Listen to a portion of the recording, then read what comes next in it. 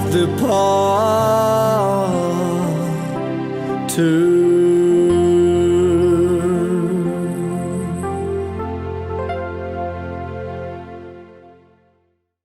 Goeiedag, ons kyk weer na ons program Mosaïek. My naam is Ina en verlede week sal jy onthou het ons met Charles Botha gepraat.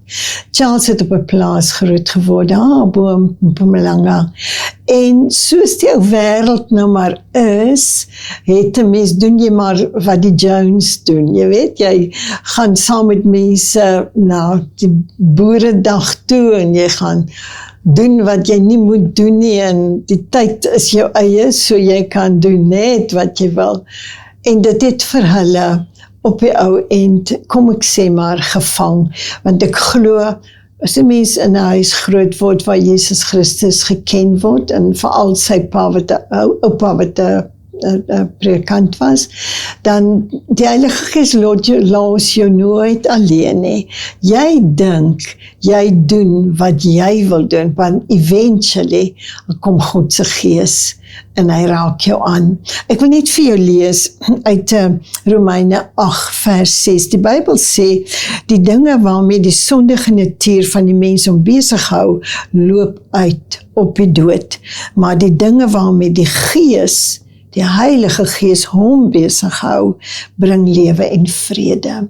En dit is vir my die boodskap, as jy nou gaan verder luister, hoeveel lewe en vrede het die Heilige Gees gebring, nadat die sonde die dood gebring het. Hier was dit 'n fisiese doodervaring.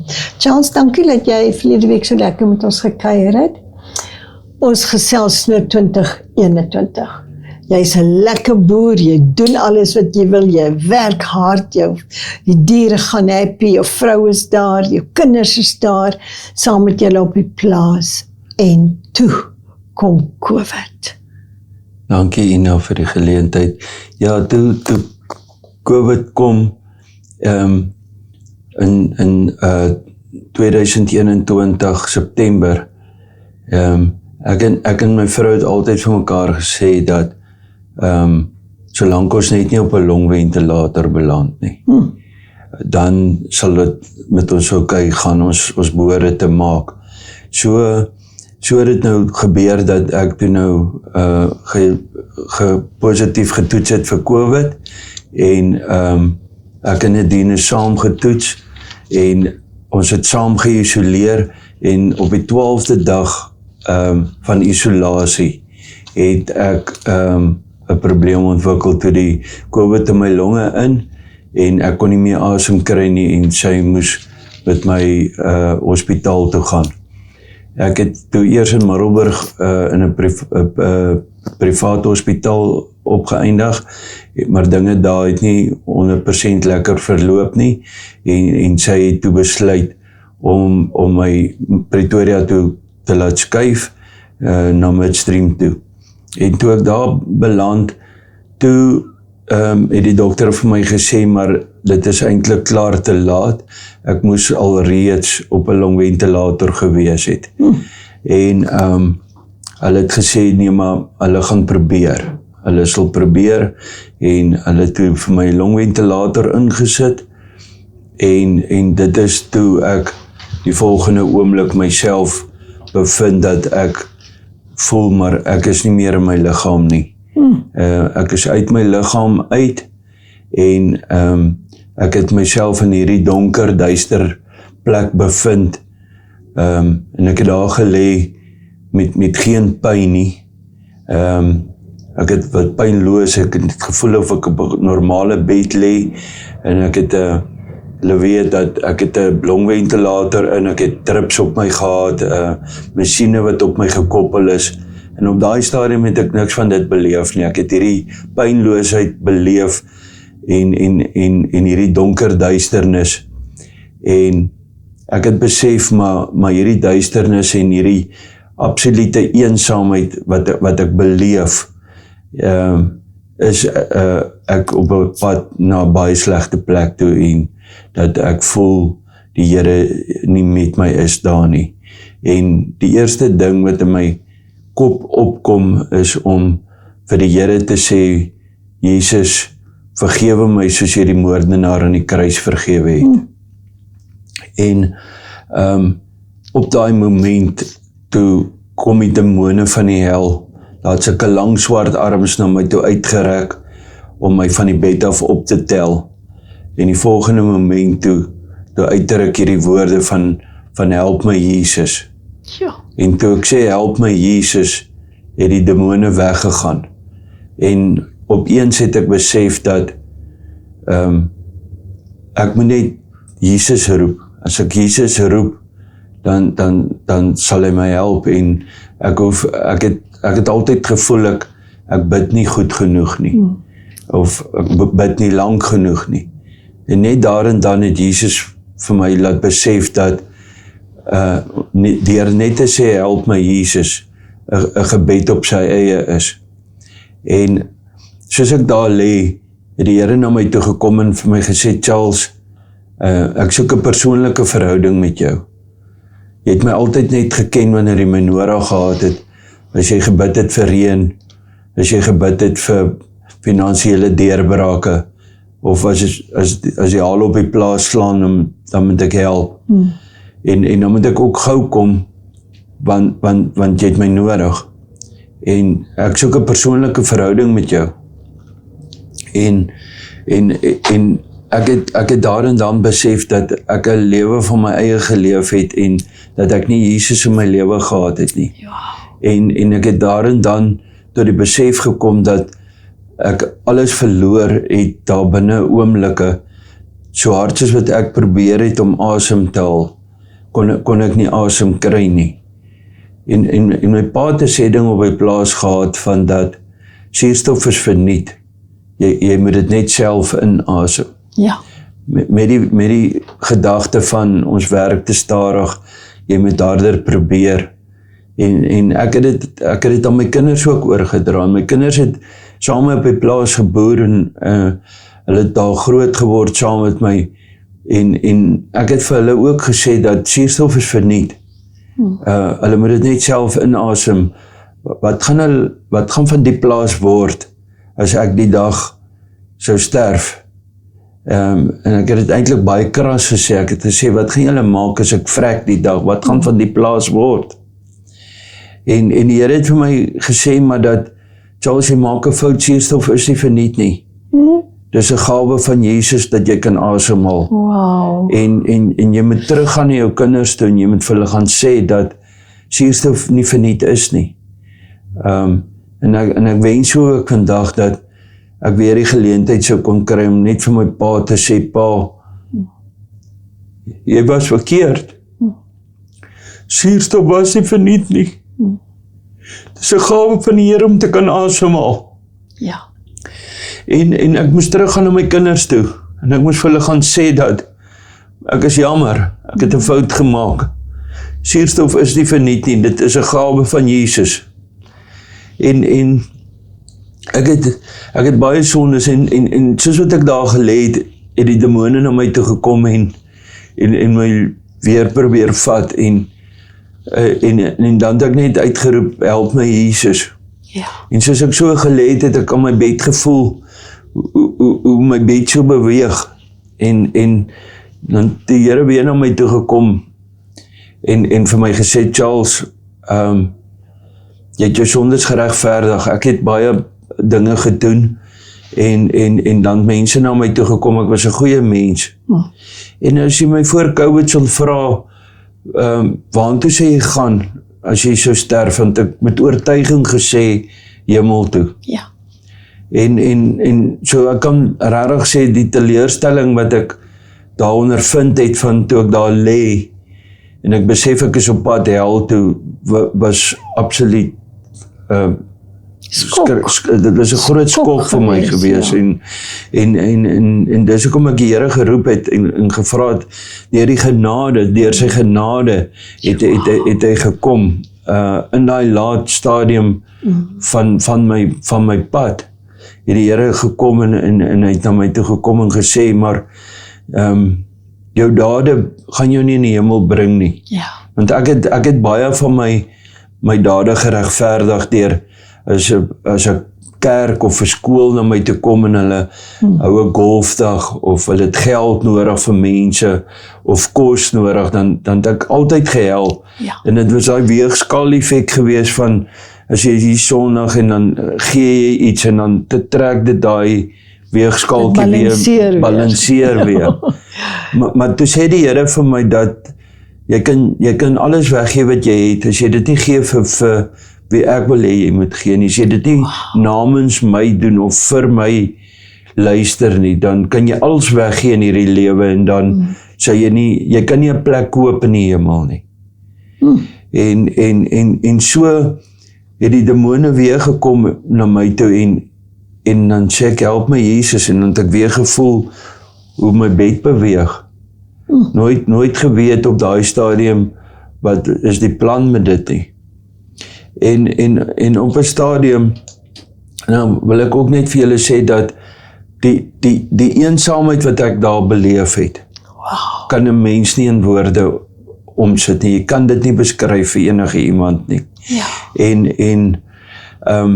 ek het op 'n stadium het ek so oor my skouer gekyk en ek het soos 'n lig wat by 'n deur inskyn, het ek die lig gesien. En die Here het my letterlik uit daai duisternis uitgetrek in die lig in. En toe besef ek is weer terug in die kamer, toe het ek weer al die pyn beleef, al die pype, die drips, en Nadine was buite die venster gewees, soos wat Want niemand mag vir jou besoek het nie. Dit is reg, dit was nog baie streng daai tyd. Niemand sy mag nie by my in die kamer gekom het nie, maar daar was 'n venster agter my en sy het by daai venster gestaan en gebid. Ja. En vir my lewe gesmeek. En die dokter het in die kamer ingekom en hy het vir haar gevra, wat maak sy by die venster?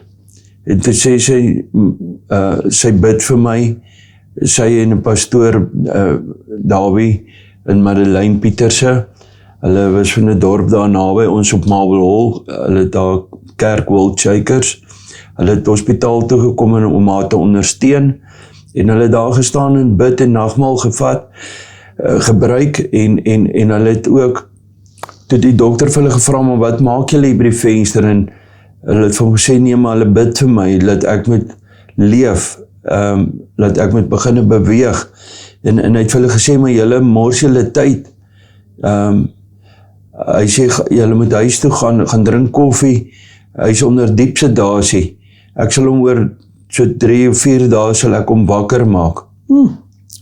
En hulle het net aangehou bid, en terwyl hy nog in die ICU was, toe word ek wakker onder daai diep sedasie.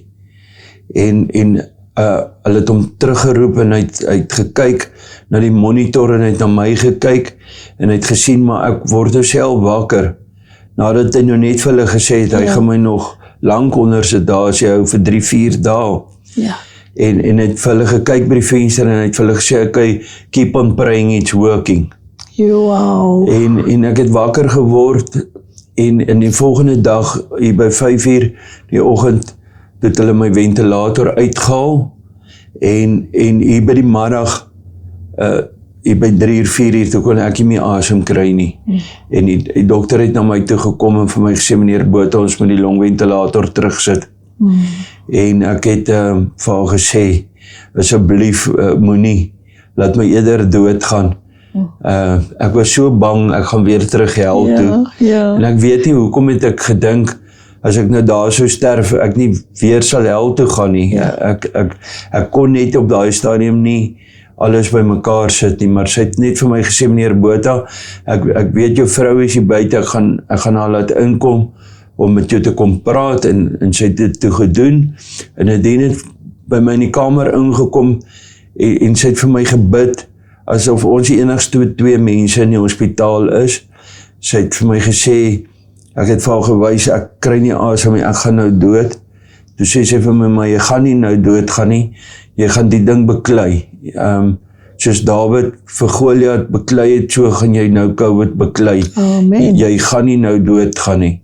En ek het net gehoor, die dokter sê vir my, meneer Botha, ons moet dit nou moet doen, jy gaan breinskade kry, en ek het te dood gegaan, ek is weer dood, hulle moes my bybring, Nadine is toe uit die kamer uit, ek het dit nooit sien gebeur nie, hulle het weer my bygebring, weer die ventilator opgesit, en toe word ek weer wakker, weer voel ek is uit die kamer uit, en ek het in die spierwit kamer wakker geword, waar ek gelê het en geslaap het, en ek droom, en weer eens, geen pyn gevoel nie, geen ventilator nie, en ek voel dat, en ek voel hierdie droom, en ek droom, en die Here sê vir my, as jy hier wakker word, kan jy vir die mense sê, jy leef. Wow. En ek het dit 3 keer gedroom, dat die Here dit vir my sê, en toe ek wakker word, toe is ek weer terug in die kamer, weer terug in die pyn, in die longventilator, en in daai tyd, het die duiwel my nie gelos nie, hy het weer na my toe gekom, waar ek gevoel het, hulle was my lyf, en hulle maak my toe met 'n kombers, en hy sluit my ore toe, dat ek nie iets kan hoor in die hele hospitaal nie, ek kan nie 'n masjien hoor nie, ek hoor niemand praat nie, en die duiwel laat my verstaan, dat hy het my gewas om my in die kus te sit. Yes.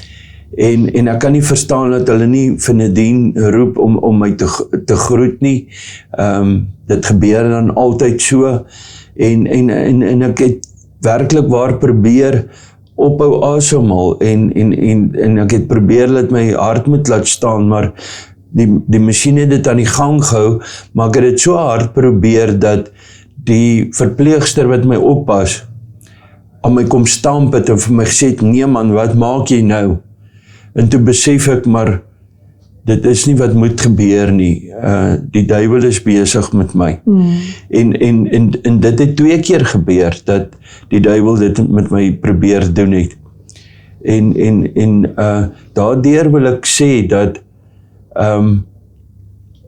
mense moet nie dink, dat as jy 'n pad met die Here loop, die duiwel nie vir jou gaan kom nie, die duiwel het geweet, ek gaan vandag hier sit, en hy het geweet, my getuienis gaan mense se lewens aanraak, en hy het nog steeds gekom vir my, hy het gekom vir my, Die duiwel slaap nooit nie. nee, hy het nie geslaap nie, Hy moet besig wees. hy wou verhoed, dit wat ons nou hier doen, nie gaan gebeur nie, ek is toe uit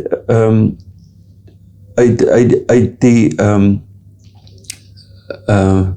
uit sedasie uit, het ek nog lank met die longventilator gelê, hulle wou 'n trachea in my keel sit, sodat dit vir my beter sal wees, want hulle wil graag hê die ventilator moet uitkom, en nog 'n wonderwerk wat plaasvind, die feit dat ek wil nie die ventilator uit hê, ek het die trachea wou graag die trachea in hê, en Nadine het buite die venster gebid, dat hulle nie die gat in my keel moet maak nie, sy wou nie, daar moet 'n letsel wees, vir die res van my lewe nie, en die dokters het in my kamer ingekom, en hulle het met die masjiene ingekom, en met die theaterklere om die trachea in te sit, en die volgende moment, toe sien ek nie die theater, die ICU dokter roep die dokter, en hulle het met mekaar gepraat, en hulle is uit die kamer uit, sonder om die trachea in te sit,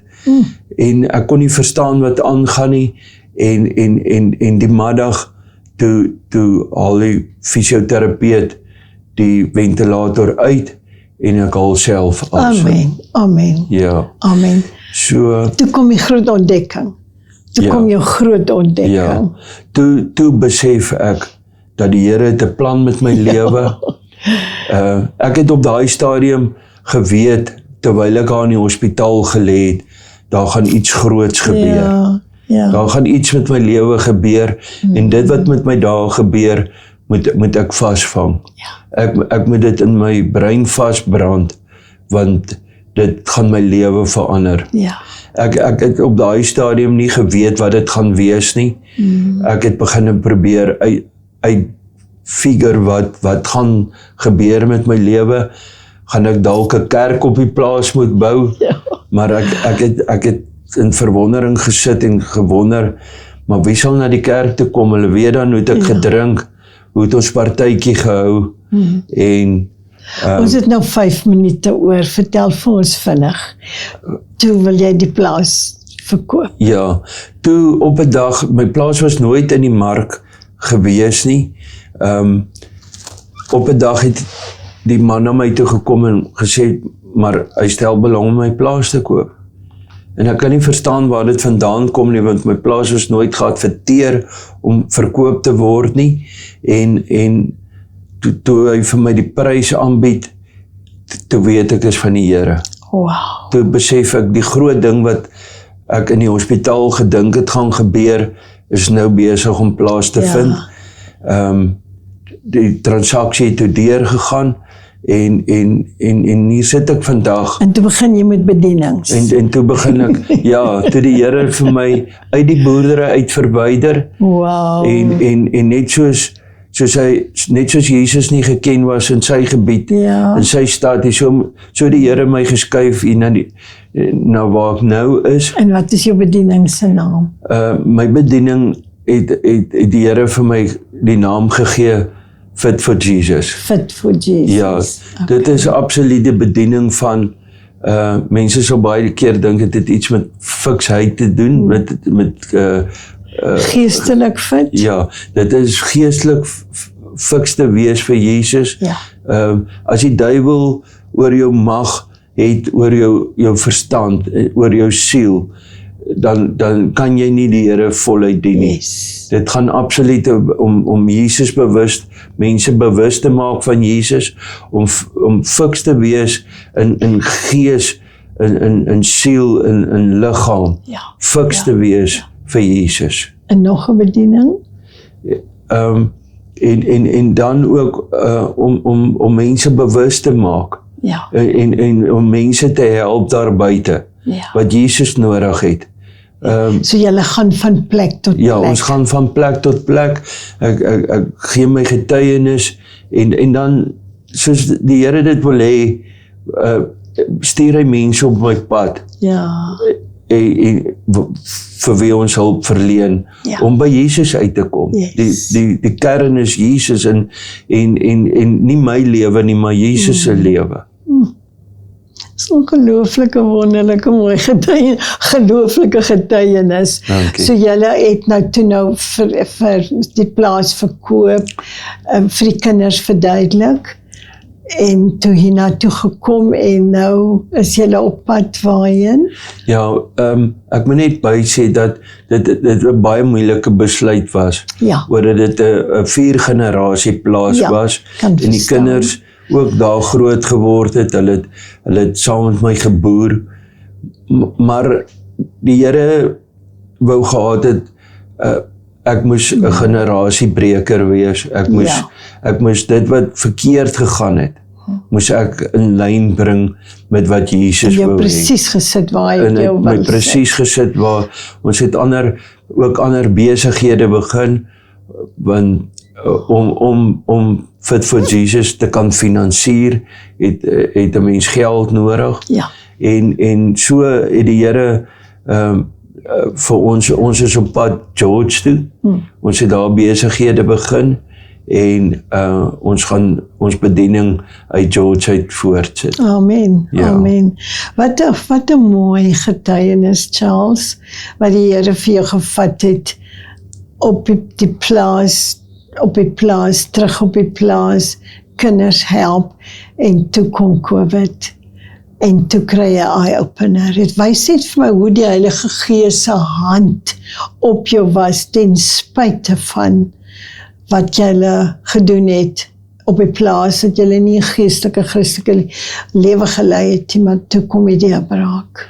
Ja, ek moet sê, die Here, alhoewel ek het nie besef het, die Here van kleintyd af eintlik 'n plan met my lewe gehad.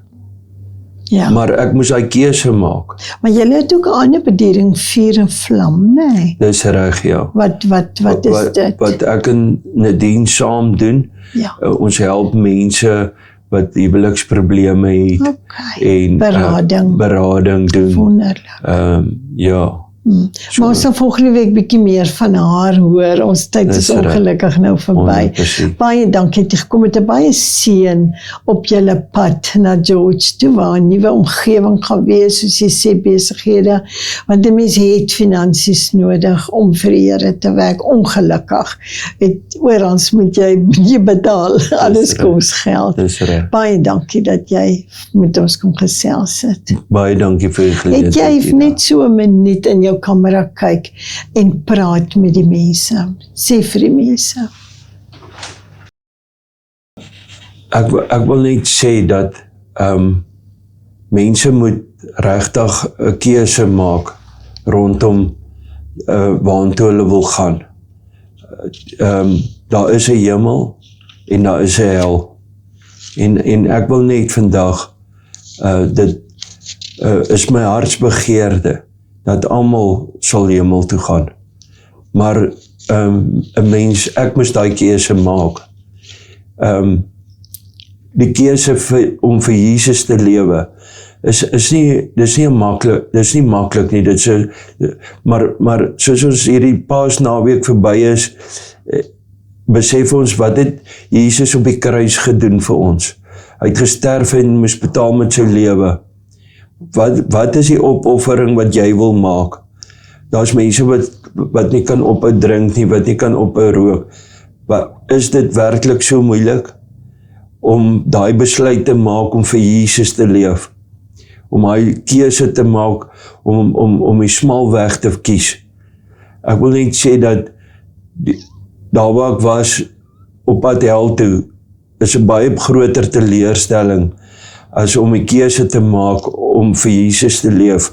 Moenie wag tot daar waar ek was, waar ek dood was, en toe die besluit moes maak.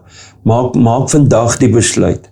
Maak vandag die besluit om Jesus lief te hê en Jesus te volg, om jou lewe te lei vir Jesus. Dit is op die einde van die dag die moeite werd. Ek wens ek kan in julle raak, in julle harte raak om te sê hoe maklik dit vir my was om daai keuse te maak. Baie dankie. Wat 'n wonderlike woord. Wat 'n wonderlike woord van wysheid. Moenie wag tot jy op 'n doodsbed lê en dan wakker word. Doen dit nou. Doen dit vir jou vrou, doen dit vir jou man, doen dit vir jou ouers, doen dit vir jou kinders, doen dit vir die samelewing. Baie dankie dat julle gekom het. Ons bid vir julle die seën van die Here toe. En van my en aan ons program sê ek tot volgende week. Shalom. Destined to play by the living water in the hands of the potter, in the hands of the potter.